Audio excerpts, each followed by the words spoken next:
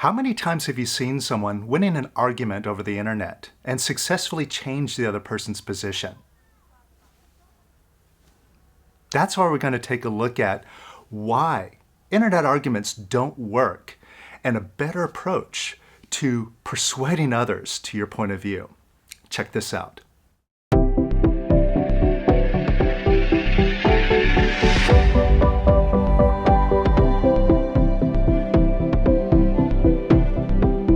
Welcome to the Power of Quiet, where we're here to discover a greater consciousness within us that's grounded in peace, love, and imperturbability.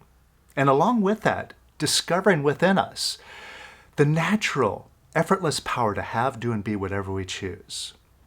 To discover that we are that powerful. And it's easy to find this. So if you're new here, and you want to find out how easy this is to get in touch with, then stick around, hit subscribe.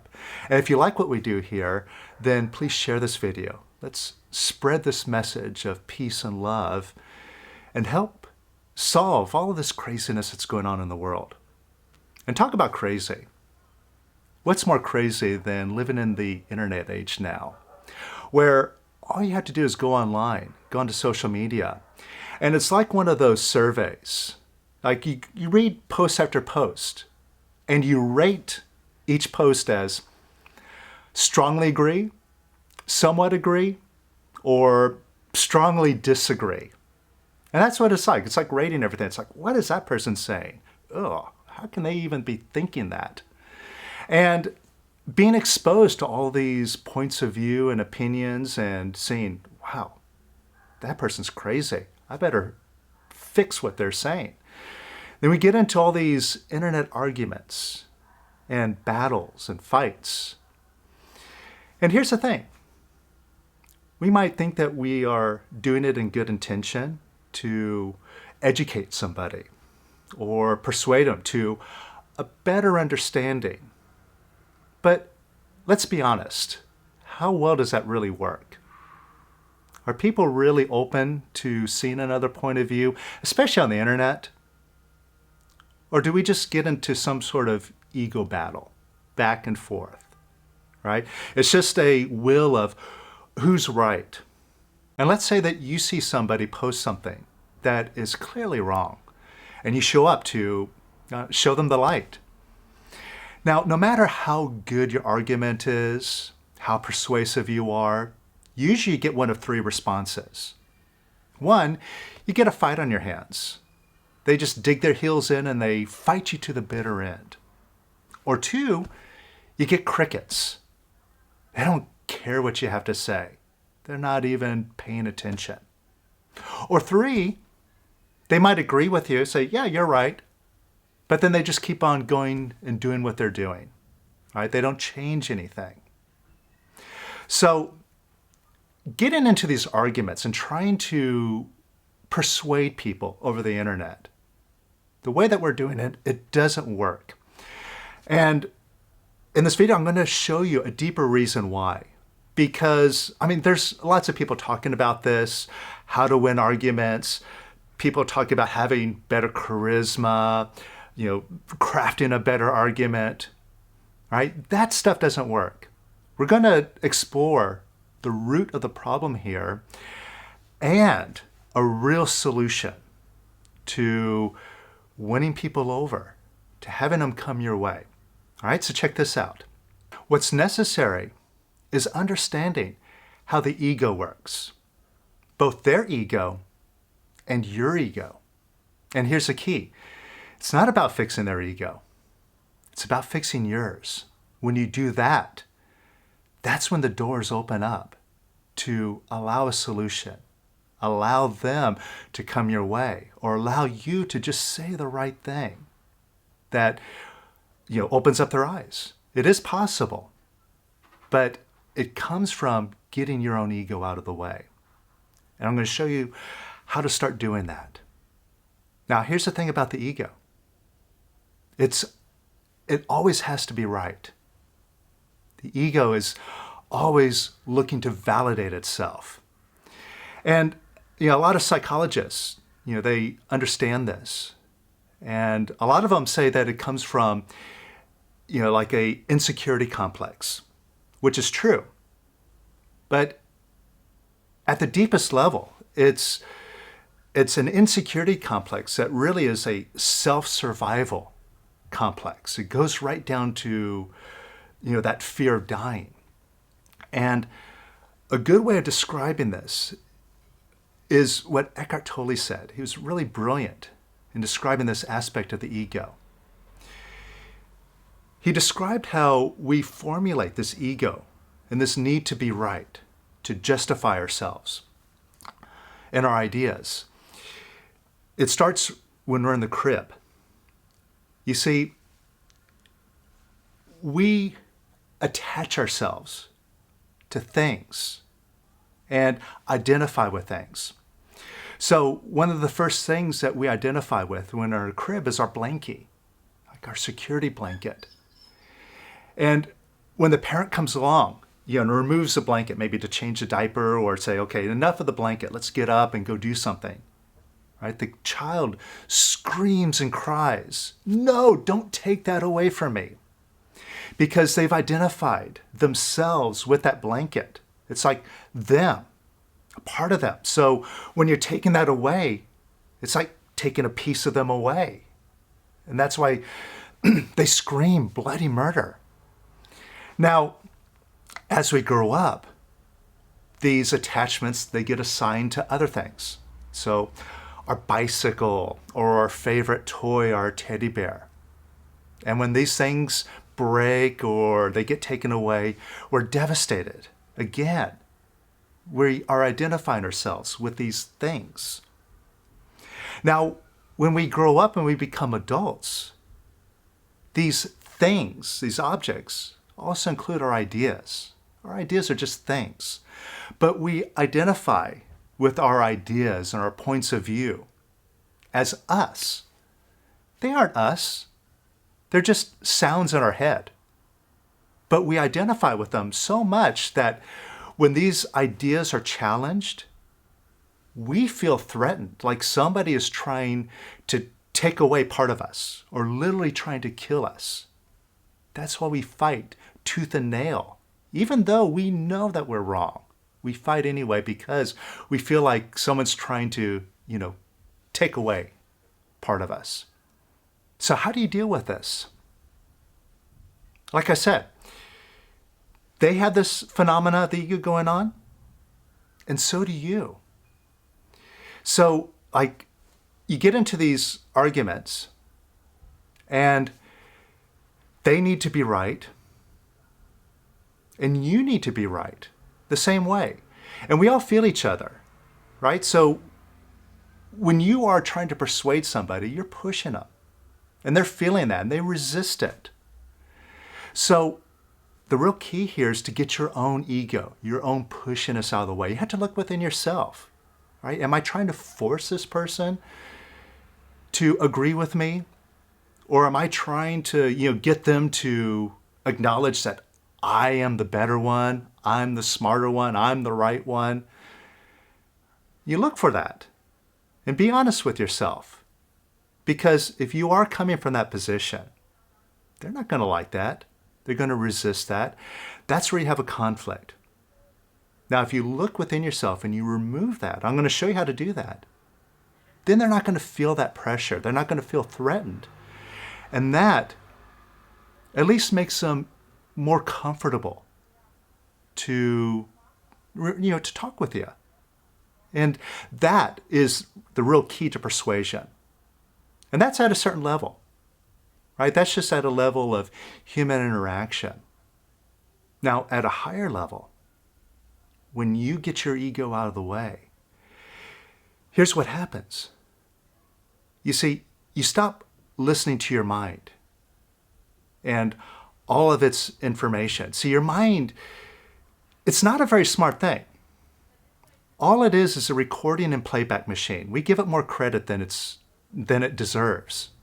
But all it does is it collects information that you observe and that you intake. And it just accumulates this information. Some of it might be good information, but a lot of it's just useless junk. And even the good information, it has limits. It's only so good. But here's the thing. When you get your mind out of the way, you access a higher intelligence. And we all have experienced this, where in those quiet moments, we just get inspired. We go, oh, wow, that's brilliant. Right? And where did these inspiring ideas, where do they come from? Right? They don't come from our collection of information. And they don't come from reading a book or listening to somebody else. They just come directly, intuitively. Wow, that's incredible. And it's just something that flows through you.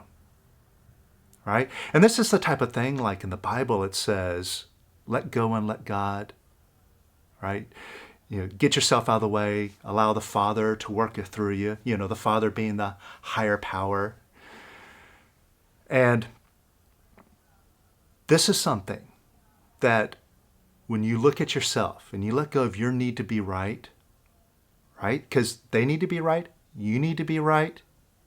And everybody's, doing this, no, you go my way. No, you go my way. But when you let go of your need to be right, you're letting go of your tug of war on your side. And you put yourself in a very peaceful position where your mind gets quiet, and you'll be surprised. You'll end up saying just the right thing that will get across to the other person. And again, when you get your own ego and mind out of the way, you're not coming from a place of wanting to control the other person, wanting to force them or persuade them in any way. What you're doing is you're opening up the unconditional love that's inside of you. And love doesn't need to change anybody or change anything. Love doesn't need to be right. And love is what everybody's looking for. So when you let go of your need to be right, you become loving. Everybody wants that, whether they realize it or not. Right? They may not be consciously aware of it, but they're going to feel that love. Just like, we all feel each other when we are pushing, trying to control each other. We feel that. We're like, ugh, get away from me with that. But on the other sense, we feel the love. And we may not, consciously be aware of it, but inside we're like, I want more of that. So that's the thing that brings people your way. And it's not something that you rationalize with the mind that you can figure out and have a strategy or a formula for. You just get your ego out of the way, and it's that higher intelligence that just shows up that says the perfect right thing. Now let's explore how to get in touch with this real love. Now think about somebody who has said something that you're like, you're wrong. And I don't like what you're saying. And I need you to agree with me. All right? You got somebody in mind? Somebody that you've been arguing with, that you've been trying to persuade and getting nowhere with?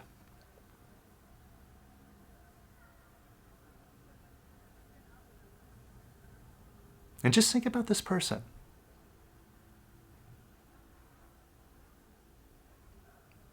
Now, as you're thinking about him, remember what I said. The mind is just a recording and playback machine. It records everything that you observe, that you input into it. And most of it is just garbage. And your mind plays that garbage back to you constantly. It's just constantly chattering at you, whether you want to listen to it or not. So if you look at the mind, you see all it is just a recording and playback machine. That's it. Nothing more than that. Now, it doesn't erase anything from the neck up. but where you can hit the erase button and start removing all of this junk information and all this negativity, all the frustration and hard feelings and all that stuff. You erase it from your stomach or chest area. That's where your erase button is. So check this out. Think about this person that you've been arguing with.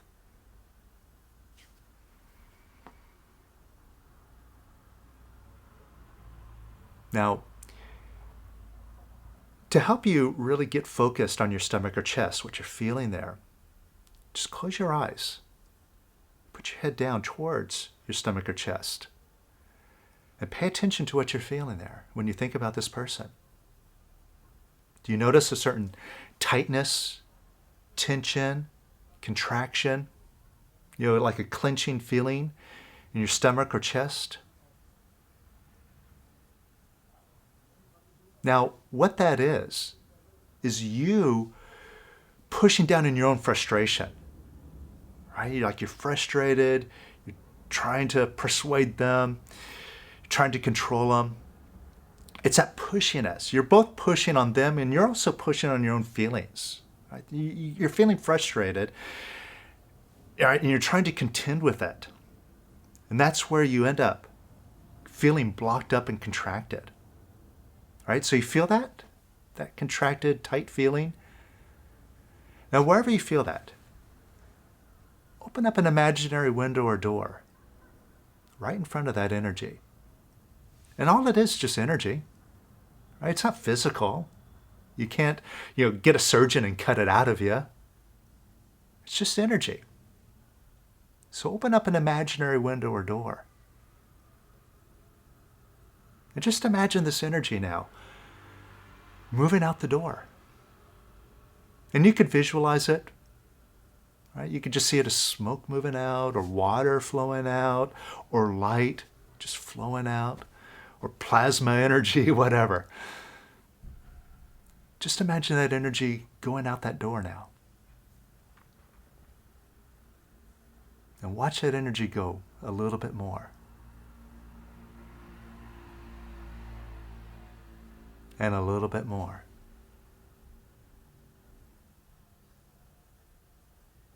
And a little bit more. And remember, it's just energy. It's not good. It's not bad. It's just energy, and it wants to leave. That's why it feels so tight, because it's trying to push up like, hey, let me out of here. But you're pushing down on it like, ugh. Like that frustrating feeling, I don't like that. I don't want that here. So you try to hold it down so you can think clearly, so you can act and do things, right? Because it's destructive. It doesn't feel good. So like, ugh, get it out of here. But you end up just holding on to it and suppressing it. But opening up that door, you let that energy leave, and it wants to leave. So just let it leave a little bit more. Keep that door open. And let it go some more. And even more. And even more.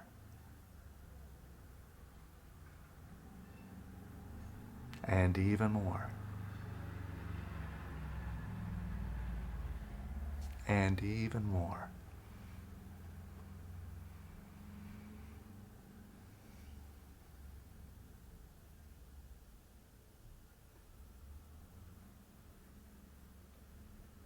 Now, how does that feel?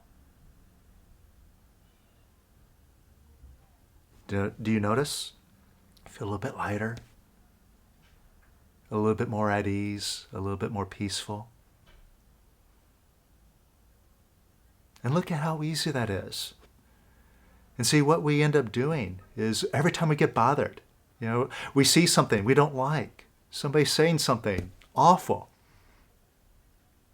and we feel bad about it, like, ugh. And we don't like how we feel, so we push it down. And so we go around all day long, pushing down our feelings and collecting them, accumulating all this negativity. And that's what jams us up, right? It affects everything that we do, our relationships with other people. It affects our health. It affects our prosperity. But you see, when you recognize where it is that you're bothered, that's your ego that's getting rubbed the wrong way. And it's so easy just to open up and let it go. And this lighter feeling that you're feeling, that's the real you. That's beyond the ego, beyond the personality, beyond the mind, the true you. So see if you're still frustrated by this person.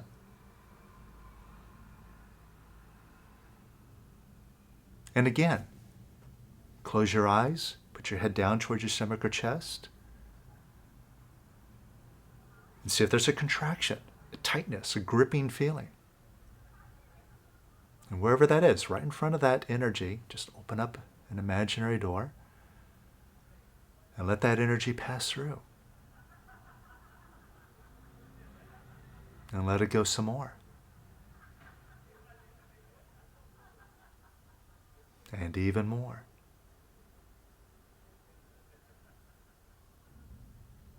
And even more.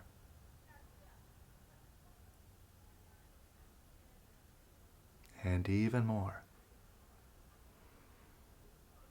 And even more.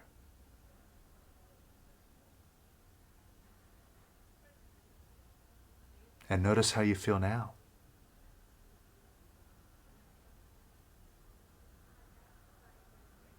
Lighter? Now, notice the difference when you think about this person.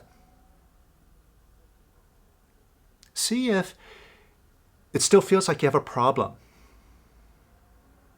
when you think about him now. Or is there less of a problem than there was a few moments ago? Maybe you have a different picture, like, oh, maybe there is a way to communicate with them. Maybe there is a way to see eye to eye. Notice that? You see, you don't need to go changing your mind. You need to change your consciousness, and that changes your mind. Because, look at this. When you're wrapped up in frustration and trying to control the other one, notice what that picture you have in your mind about the situation is that there's a problem, there's a conflict, there's no solution. And that's the picture that it doesn't change until you change. When you let go of suppressing your own feelings, you let go of that negative energy, that negative feeling, just open up the door and letting it leave.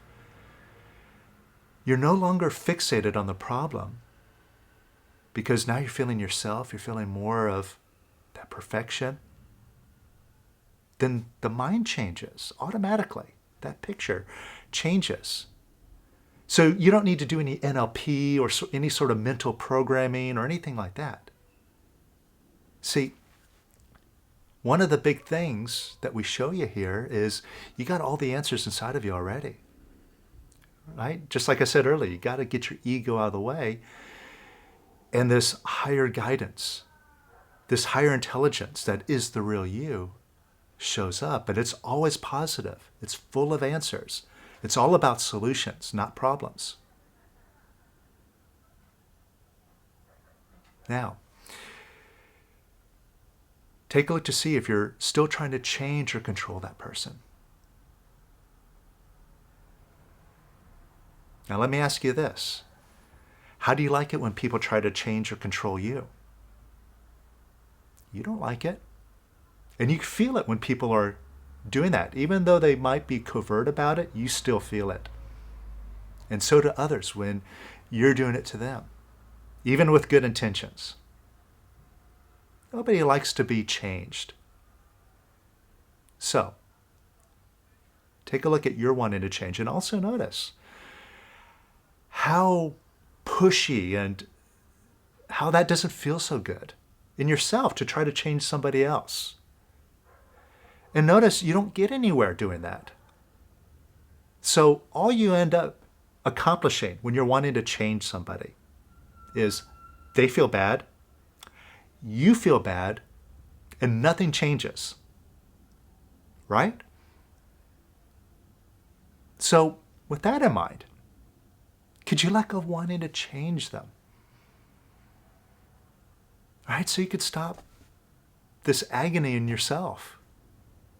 You're just tormenting yourself doing that, really. So could you let go of wanting to change them? And could you let go of wanting to change them some more? Now, your mind might be screaming at you right now, saying, it has to change. This is unacceptable. There's no other way. It's got to change. But look, you've been going down this route of trying to change and trying to find a solution, trying to change it successfully. But nothing's happening, right? I wonder why. So maybe you have to take it as a leap of faith, but what I say is take it for checking. You already see that what you're doing doesn't work, so try something different. Could you let go of wanting to change up, regardless of what your ego says, what your mind is screaming at you right now? Who does that mind belong to? Who's the owner of it? So you decide, could you let go of wanting to change? And a little bit more? And could you let go of wanting to change them a little bit more? And a little bit more? And even more? And could you let go of wanting to change them even more?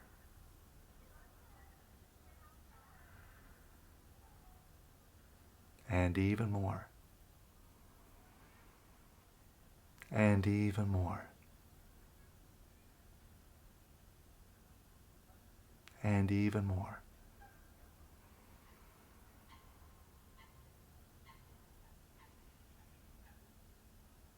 And how does that feel? Don't you feel better? And again, take a look at the situation and just see if it's more possible to find a solution now. Maybe you're starting to get some insights already. Like, oh, maybe I could say that. Oh. Or maybe I don't have to say anything at all. Now here's the thing. When you get nice and quiet, it's not moving towards apathy or complacency, like, oh, I just give up and let you do whatever you're going to do. No, when you get nice and quiet like this, and you let go of your ego and your will and want to change things, things do change. All you have to do is just take that step and see for yourself.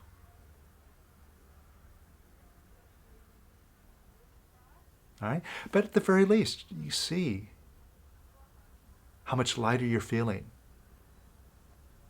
And this is showing you that you're moving in the right direction. Now, again, we all feel each other. So when you let go of your frustration and your pushiness, like trying to change others, right, it's your own pushy feeling. You feel that in yourself. And you feel frustrated because they're not listening. They're not changing. You're like, argh.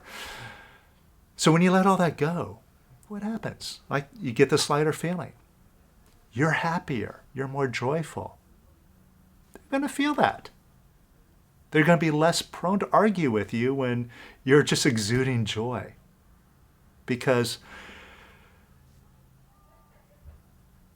when it comes to a master like Lester, and there's lots of written, like transcribed and audio conversations with Lester and other people where they're trying to challenge him. And they cannot win an argument with Lester, a master. He's always saying the right thing. You know, they bring up all sorts of ideas, like either good ideas or ridiculous ideas, trying to defend the ego and all sorts of stuff. Like, why shouldn't I feel so lousy and negative all the time? Right? And who do you think you are? Right? So, no matter what they throw at Lester, if you look and, listen to these audios and look at these transcripts, He always says the perfect thing. And it's not because he has this database of all the right answers. He's got no ego, no mind. So whatever they say, he just responds with the perfect thing. And this is the thing for you to just let go and find for yourself. Just get yourself out of the way. Let that perfect answer fall right in place. So practice this. Keep letting go of your need to be right. Keep letting go of trying to control others. And just watch what happens.